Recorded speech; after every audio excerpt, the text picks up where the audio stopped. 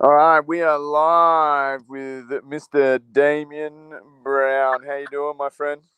I'm good, mate. I'm good. Good to see you again. What's been happening, Likewise. mate? Give us a rundown. Oh, man. Coaching, training, and biding my time to do anything else, but just coaching, training, family. That's about it.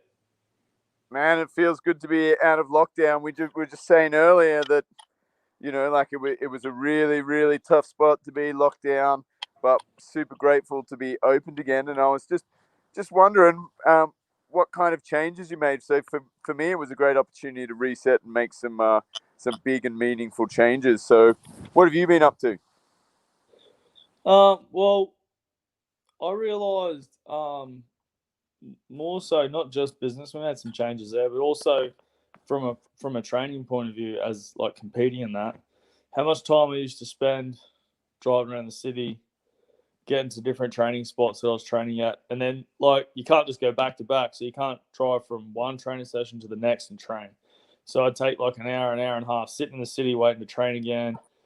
Then I might drive out to the other side of town and sit for another. And I waste like 5, 6 hours a day, but like 4 of that was wasted.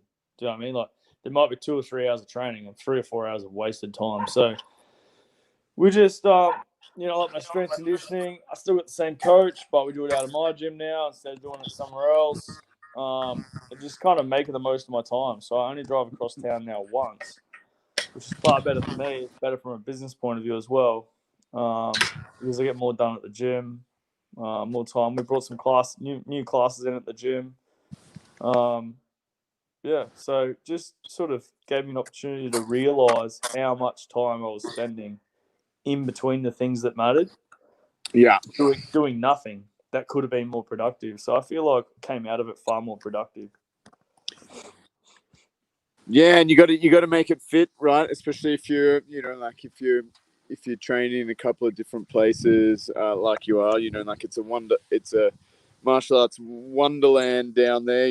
Like you got coaches like yourself and Danny Higgins and Steve Compton. Like you guys have got a pretty good team down there. So there has to be something done to pull it together and make it all fit, right? Yeah, I mean, we're all a good 25, 30 Ks apart. So if you're training in 2 or 3 locations in one day, it's a fair amount of driving and waiting time. So you just need to find a way to streamline it and make it more productive. Um, but yeah, definitely feel like we've done that now. Now, is that something you do all the time, like reassess? Because, like, I mean, most people wait to New Year's Eve to kind of like do an assessment, but like, I'd probably at the end of every day ask myself, did I get shit done? And then at the end of every week, ask myself, like, did I get stuff done? And then once a quarter, I'd be like, am I living to my values? Am I kind of like, do I have integrity with what I say and what I do? Because to me, that's like I'm lucky where I feel like I've found a certain amount of peace by having my actions match my words, and try and living as authentically as as possible. Whereas if you don't have control of your life, immediately that's kind of where frustration starts to set in and leads to bad things. So how often would you do like a reset, or how often do you ask yourself those personal questions to whether things are going right or wrong? Oh man, I feel like my mind doesn't stop. Like sometimes I can't sleep because I'm thinking about that sort of stuff. But um, I would say, or definitely monthly, I sit and I'm like, did I reach my goals? What do I need to do next month? I set like a focus for the month. So at the end of the month, I go, did I achieve that focus? Um, but I would say that I reflect daily on how my day went, whether I did the things I needed to do, and what I needed to do to get them done. And sometimes for me, that's just going, I'm not going to do anything today but the things that I need to do. And I don't let it snowball to the point where I can't get them done in a day. So if there's smaller things that should have been done throughout the week and I don't get them done, maybe you've got to miss training on Monday you get them all done. But as far as like reflecting on the bigger things like business and stuff, I set a monthly focus, and at the end of the month, I would sit down and go, did we achieve the monthly focus? And if not, what do we need to do to get that done? I don't wait till New Year's Eve. I mean, obviously, business owners need to do that, but man, people need to do that for their lives. Like, I mean, like your average fitness client, like, did you get stuff done? Did you turn up? Did you turn up for yourself? Like, if people aren't showing up for appointments, they're not turning up for themselves. Like if you can't commit to taking up a hobby like jiu-jitsu or martial arts and commit to 2-3 hours a week, man, there's something seriously wrong with your life. Like, I mean, why can't you do the things that you enjoy now? What special time are you waiting for to do the things that you enjoy now? I do think people need to make sure that they're not just letting life happen to them and do a bunch of check-ins. So I mean, obviously you have a decent system for checking yourself in. Obviously I've got a decent system for checking myself in. What would be one of the things that you would tell your students or your members at your gym that they could do to help them turn up for themselves more often? So one of the things we always say to people, and it's at the end of classes or even PTs, the biggest thing about the journey is starting, and don't ever stop. And when we say don't ever stop, that's not train 5 nights a week. That's like if life's taking over, then you need to set 1 day a week. Yeah. But it has to be consistent. So there's no expectation on our members or my clients or whatever. You have to do 5 a week. You have to do 3 a week. I mean, if you want to fight, that's a different story. But if you're just a hobbyist, someone who wants to do martial arts because it's good for you mentally and physically, but maybe you own 3 businesses and life's just out of control, you still have to do it. So even if it's that point where it's like you can only do 1, don't ever give up, but do that 1 a week, because you need to set a goal, right? And yourself, most people will set a goal that's unachievable because it's like, I want to look like this and I need to train 10 times a week to look like that. No one's going to do that. That's a whole lifestyle in itself. So our advice is always don't ever give up now that you've started.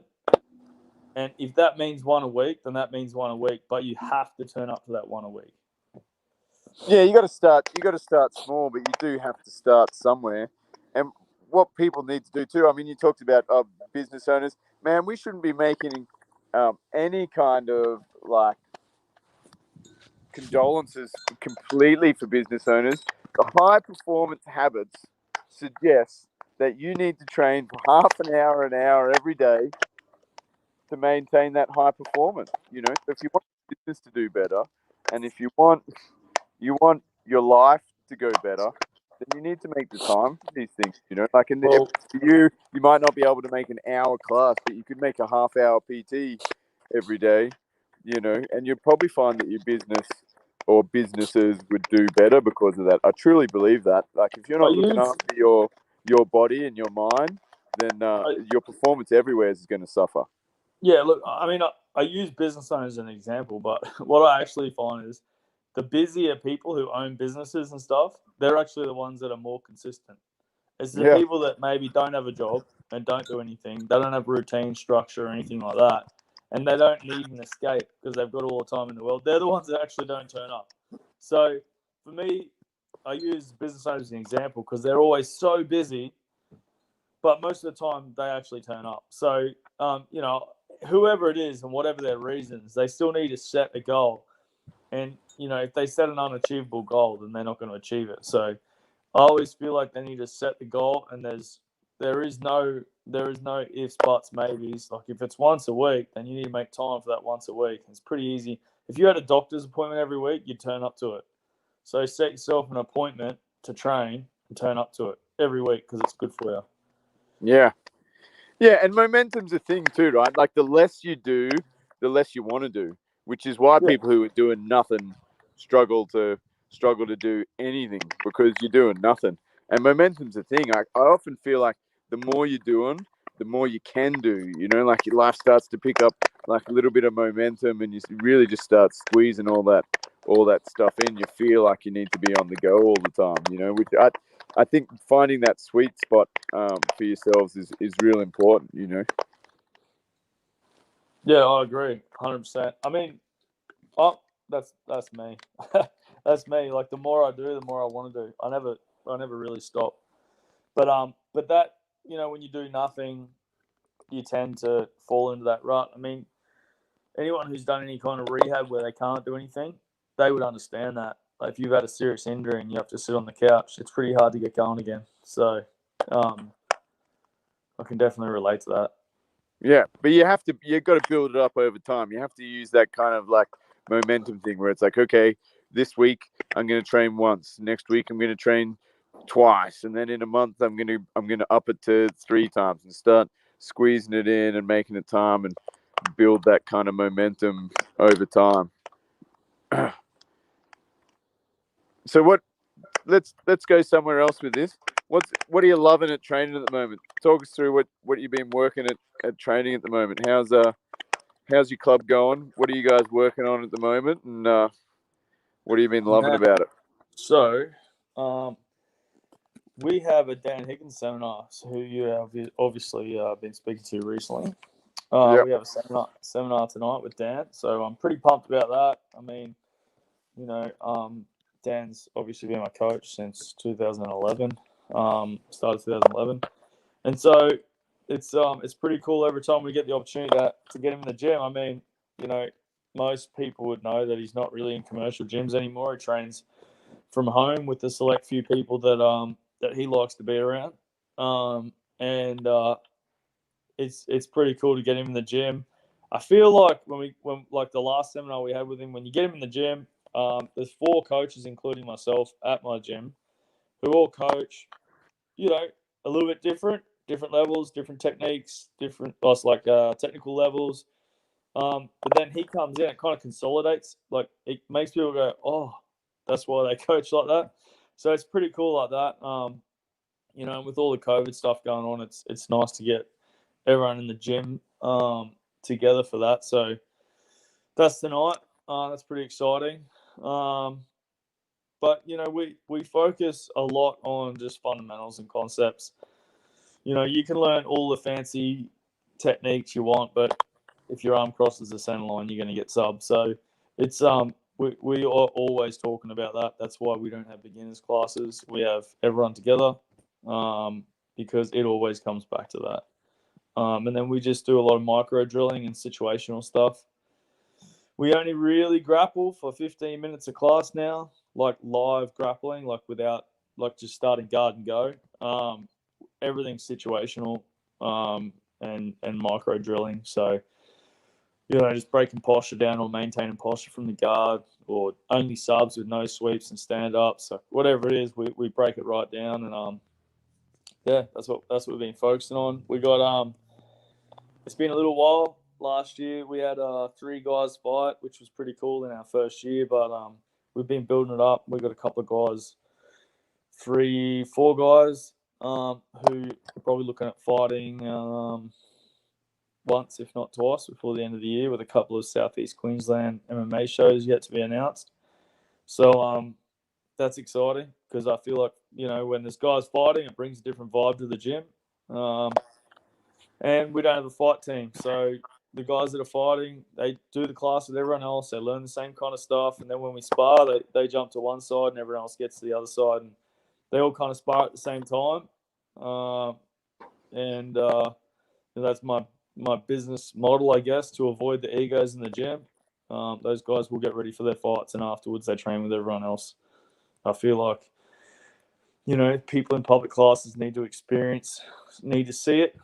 But, with fighters, confidence and egos and that, it's all just part of it. But they need to remember that they're just one part of the community as well. So we'll just keep everyone together. But it's definitely going to bring a little bit of a different vibe over the next sort of 4 to 6 weeks. Yeah, I think it can definitely be done. The naysayers that say it can't be done are probably just a reflection of their of their own inadequacies to be able to make that happen, you know. And I don't know, maybe it's like maybe it's an army thing where you know, like you have enough structure to be and control over the room to be able to do that. But I've never really bought into somebody's martial arts needing to be completely different to the next person. You know, I mean, this could take us down a massive rabbit hole too, right? I mean, realistically, that person that's coming into an MMA school for self-defense is just as important as the person that's coming to your MMA school because they want to learn how to fight in a cage. You know, I don't think they're completely separate things. I think the thing that's different to them is more conceptual and strategical rather than being a massive skill set difference, uh, which again, you know, is going to be argued by people with differing motivations. How do you kind of break that up in your head? You know, like, I mean, you probably didn't get into martial arts to fight in the UFC. So let's talk about that a little bit. Why do you do martial arts, and you know, do you do it for self-defense or do you just do it for sporting reasons? No, look, I started it again. Well, as in when I say started, I took it up again, obviously with yourself, in 2009 for physical reasons. So for me, it started as physical. I didn't realize at the start when I started doing it the mental clarity, I guess, or the mental benefits that I would get from it. But obviously, as time's gone on, for me now, it's more about mental. Obviously, I've made a career of it, and I got a gym out of it. And I feel like at different stages there was different reasons for it. But you know, I went back into the gym for physical reasons after my surgery, and then you know, I got the physical benefits. Well, along with your help, I got the physical benefits, and then the training just became part of my life, became a lifestyle, and the benefits far outweighed not doing it for me. You know, I'd been down that road of not doing anything, and it wasn't for me. So that's why I started it, and then the other things come along over time. You know, I think that going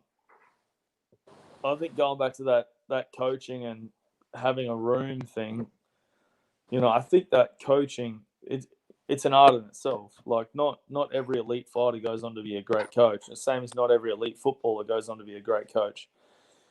You know, you've got to want to coach to start with. You've got to want to control a room and be in charge. If you don't want to control a room and be in charge, then you're not going to put the time in to develop as a coach. And so I think that is a big part in it. And I think that you know, how I control it in my gym is just, you know, at the start, right at the start, because they guys fighting and my gym was very small because we started up. It was just about reminding people all the time. You know, there's guys here that don't want to spar; they want to learn martial arts. They come twice a week. They don't want black eyes. They don't want to do any of that, but they enjoy it. Then there's a guy that wants to fight for an amateur title. He needs sparring partners. So right at the start, you know, I do a lot of sparring with those guys, but they can still work things. You know, it's the guy that's getting a fight in like 4 weeks' time. He needs to work on his defense as much as his offense. So the guy that doesn't want to get hit in the face can throw everything he wants at him, and he's got to work on his head movement. And if you've got a fight coming up, you know where you can land shots. So it's just about telling him, man, you're not allowed to throw any punches this round. That's it. Don't throw a punch. Just see your openings, hit, move, see your openings, move, see your openings, move. Just keep moving. That doesn't hurt getting ready for a fight, working on your defense. So I feel like there's always something you can give these guys, regardless of what they're doing it for, so they can work out together. And regardless of what reason you're doing it for, self-defense, competition, or just, you know, because you enjoy it, because you watch UFC and you think it's cool as shit, you still need to learn the same stuff anyway. It's all just martial arts. So you still learn the same stuff. But like you say, it's strategy and concepts and stuff like that when you have a fight are slightly different. So, you know, I think you just need to want to be a coach, develop yourself as a coach, and learn how to manage it. Yeah. I think that the I, army helps. I always take everything with a grain of salt too, right? Like the guy that tells me that he doesn't want a black eye, but he wants to do real martial arts. I'm kind of like, yeah, man, cool. No worries. We'll help you not get black eyes. Because the way I see it, we all end up training the same because he wants martial arts because he wants to be able to defend himself. Now, for him to be able to defend himself, he's going to have to get punched in the face every now and then. But he's scared. So he should be. Yeah. You know, so he bloody should be. And then over time, when you enhance their confidence with real skills, they're less scared. Next thing you know, 3 months down the track, they're laughing about being given a black eye. They're having to explain it to everyone. Yeah, I You know, mean, I went live on the Instagram the other day, and I think I had a room of 30 people, or close to 30 people, last night, and every single person was sparring from 15 years old through to mid 40s, and some of them came and were like, I'm not really interested in sparring anymore, just learning. But they all spar now, And before sparring, I mean, the old thing is, hit as hard as you want to be hit. I don't necessarily agree with that. My thing is, you just need to explain to them so they need to understand. If you got hit hard, maybe you walked into it. Don't just try to fucking knock them out back because you probably walked into a punch. The other thing is, if you're smacking someone around, you're like, man, he's not hitting me back. Don't just feel good about yourself, but maybe he doesn't know. So he's not smacking you back because he doesn't actually know what he's doing. So I just make sure that I explain to people before they spar that they need to understand what's going on themselves. So they need to have some self-awareness. If you're sparring with someone who's not hitting you back, it's not because you're awesome. It's probably because maybe they don't know what they're doing. Or maybe they're scared shitless because you're touching them up, so they're just freezing. So work with each other and help each other get better. And, I think, again, that's not necessarily fighters. That's just people in general. I think they just need to have more self-awareness during training. And then everyone can spar. and it's tough if you're not working with your team all the time. Like we spent so much time over the years building that relationship with each other that now, like, I've never not had a fun sparring session with you. We've never hurt each other. No.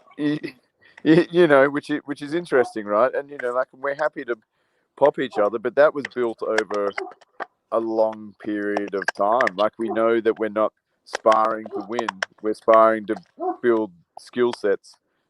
Mine and yours.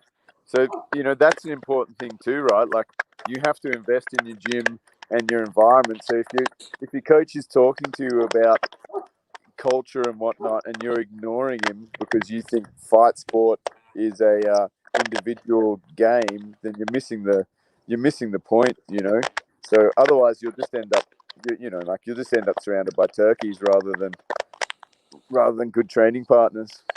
Yeah, I agree, 100%. You got to help each other. I mean, you help each other, and then you build to a level where you know that if someone hits you, there's no animosity, and you can sort of hit them back. And I'm lucky to have like one yourself, but also a bunch of training partners down here who like even getting ready for a fight when you're letting it go, like there's no animosity. Everyone loves each other. It's just part of the game. And I think people come into gyms and they're scared, but they need to develop that over time. And it definitely takes a lot, whether it's words here and there to each person, whether it's words to the class, whether it's the way you present yourself as a coach. There's a lot to it, but I feel like we're definitely on the right track. So. Yeah, and the first thing you could do is, if you're annoyed with your sparring partner, is let him know, right? You could just give him a little settle down, cowboy, and and then you'll high five each other. You put a smile back on your face, and then you'll bring the level back down until it comes back up again. So communication, I think, is key. That most people miss instead of having that little angry thing in their head, and also just trying to develop a problem-solving mindset, not only to training but to fighting. Where it's like, every now and then, yeah, you're going to have to bite down on your mouth guard and go, and you're going to have to be the bull, but you also have to develop the ability to do the other side of fighting too, which is thinking your way out of problems by by developing the skill set inside those arts, whether it be, you know, like, so John Jark says a really good thing. He's like, I don't fight, I do jiu-jitsu. And that's something that we should be aiming for in all of our martial arts, where it's like, you shouldn't be fighting, you should be doing Muay Thai. You shouldn't be fighting, you should be boxing.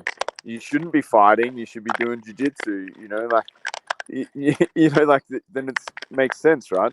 Because when you know, we can all fight. We didn't need martial arts to fight. Now you've got all these martial arts, freaking use them. Yeah, I agree, 100%. I mean, the thing with fighting is, like, I always say to people, it's like, competition's not for everyone, but everything should be pressure tested. So, you know, no matter what you do, and like, coming from a government agency, you know, not enough people are pressure tested. That's why we've got viral videos everywhere of people doing dumb shit because they don't know any different and they're scared shitless. Yeah, 100%. Yep, it's a good example of, like, you know, like the police getting a tough run. Again, you know, like, thank goodness there hasn't been many more, but the Australian Army, you know, like, also had the same problems with some of that stuff. So, you know, like, it's interesting too. And, you know, like, if you train in a martial art that isn't sparring every night, you know, like, whatever you're doing is not self-defense, you know, like, you need to be doing sparring like games all the time to develop real self-defense skills, because You know, otherwise you're not building the problem solving and thought patterns. well, and I think, like, I mean, I can only speak for myself, you know, not everyone else, but, you know, if you're not self-developing, you know, because government agencies are not going to give you the time to spend an hour a day training and, you know, they'll never accept liability in Australia for you doing some kind of martial arts training on work time, or developing your control and restraint techniques, and then pressure testing them with each other and beating the shit out of each other for an hour before you go for your work shift. Like, no one's ever going to accept that liability. So if you're not doing that on your own time, you're only putting yourself in a position where you're going to shit yourself when the time comes to use it, and you're going to do something silly when you didn't need to. I mean, I can only, like I said, I can only speak for myself. I never used a single thing that everyone else did in control and restraint in my entire 8 years of working in the environments that I've worked in. Like, you know, everyone loves a good pressure point and all that sort of stuff, and I feel like if you understand what it's like and you have no desire to fight someone, but you are confident, then you can communicate your way out of anything. Like, literally anything. And I don't know. Like when I say anything, I mean, like, in normal circumstances. There's always going to be extenuating circumstances where, you know, things happen. But I just feel like, you know, we see a lot of videos because people, the departments don't give them time, or resources to develop themselves, and B, they have no interest in self-developing. I mean, if you've got a wife and kids at home and you don't want to go home to them at night, by all means, don't do anything about it. But if you have any kind of desire to go home level-headed with a clear mind and not get in danger during the day, then go to the gym at night. At least be confident that you don't need to fight, so you don't do something stupid. Yeah. To me, it's like a really simple thought process. Yeah, it is, right. Which, again, you know, like, for those of you that don't know, when Damien got out of the military, he was a prison guard the whole time whilst he was fighting in the UFC and Ryzen. So he has a little bit of experience there, and we are in this weird place in the world where there is, like, this lack of personal responsibility. It's like, oh, okay, my employer, he's in charge of making sure that I'm safe the whole time, and it's like, okay, he's going to make sure you're safe, but you know, like, big organizations, especially government organizations, if you think you're anything more than a number, you know, so, man, you know, like, I think sometimes they would rather pay the one or two payouts that happen every now and then rather than the millions and billions of dollars that it would cost to have an employee force big enough to give you a day of training every week. So when it's a money decision, you got to question yourself. Say, well, maybe you should be doing your own training. To have any kind of job that requires a physical exertion, like any physical exertion, whether it be running to a incident, whether it be being involved in the incident using force, if you have any kind of physical output to start with, you should have a physical requirement to your job, like a standard, a test, whether it's 6 monthly, whether it's yearly, whether it's age based, same as military, whatever it is. There should be a physical standard to that job if you have a physical aspect to the job. There should never be, as long as they can explain and demonstrate their understanding of a technique, then they can pass it. That is bullshit right there. So there's that too, and then, yeah, I don't know, man. I could go on for hours. Like, I feel like, the police are the same, and I've never been in the police force, but they only have a physical requirement to get in. Once you're in, you don't do a fitness test. Yeah, it's definitely a scary world we live in. It's a scary world we live in, definitely, for sure.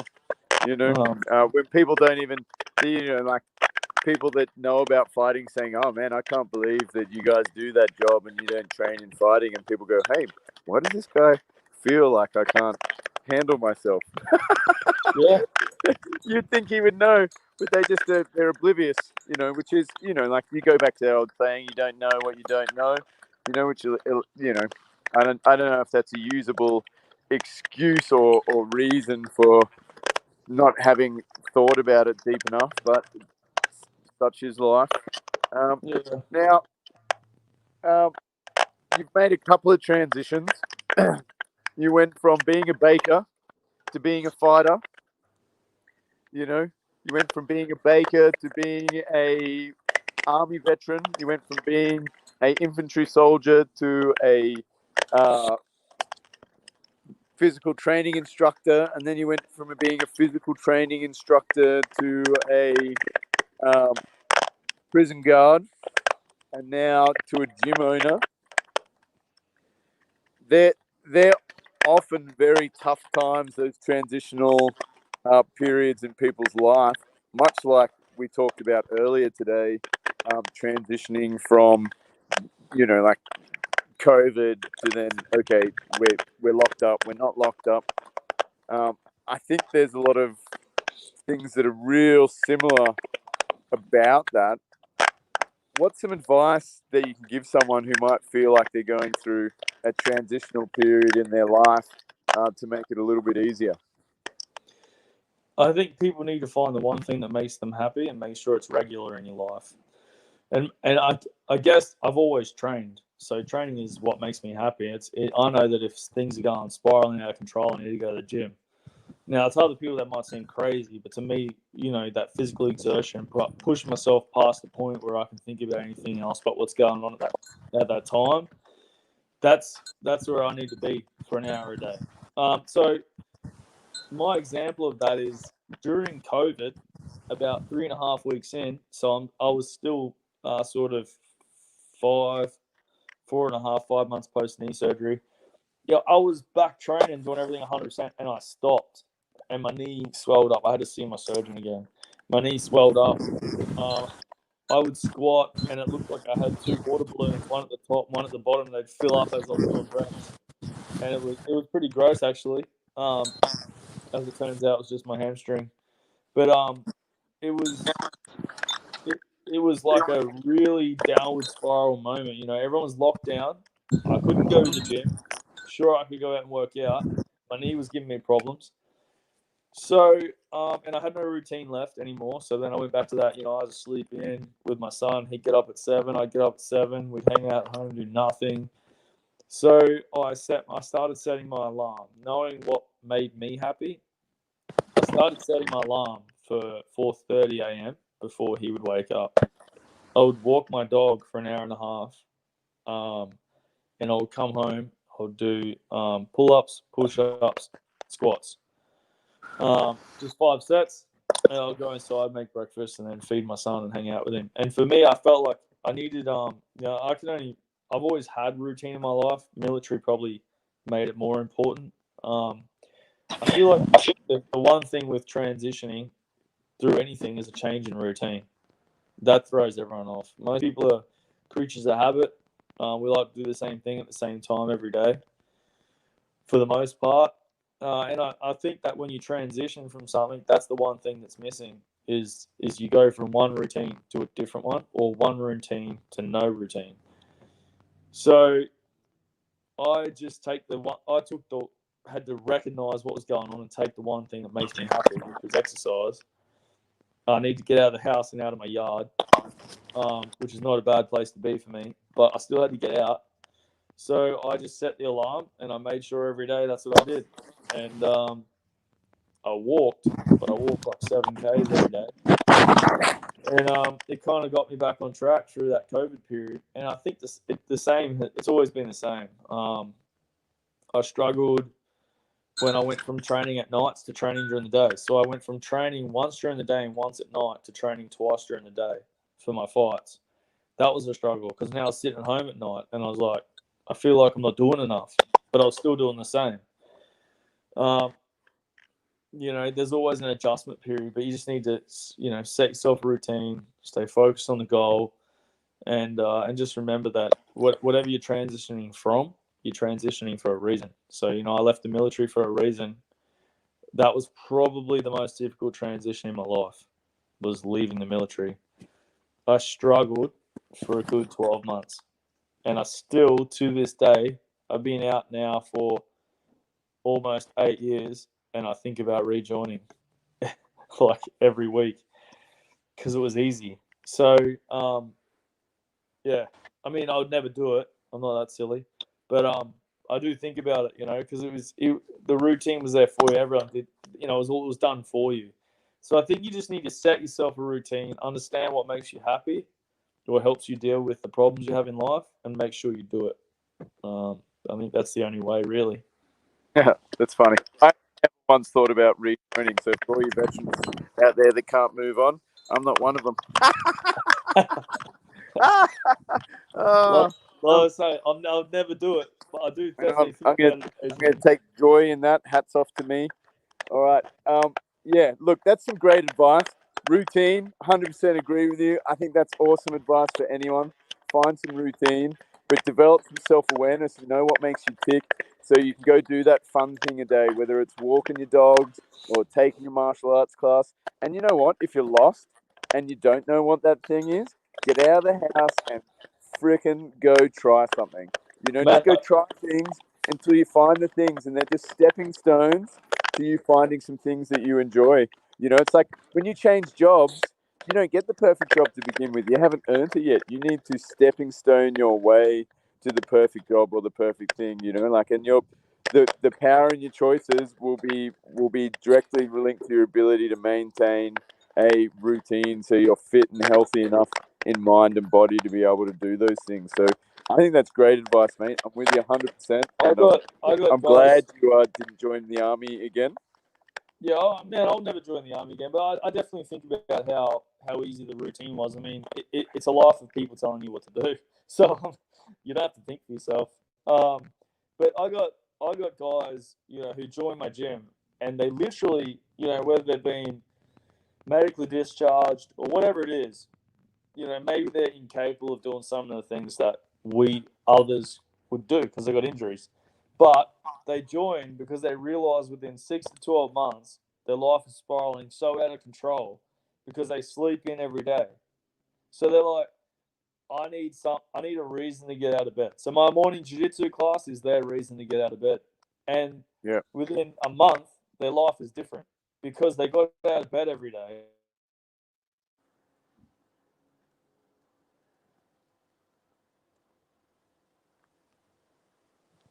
Reason to get out of bed to do jiu-jitsu. And they're starting their routine again. And, I get that feedback all the time. So I know it's not just me.